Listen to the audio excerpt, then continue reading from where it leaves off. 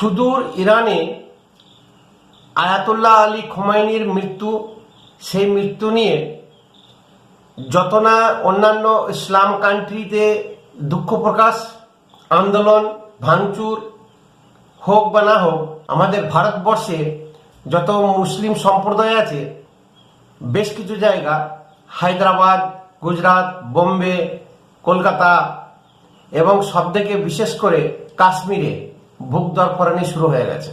57টা ইসলাম country আছে, তাদের একটা অর্গানাইজেশন আছে OIC, organisation of Islamic countries.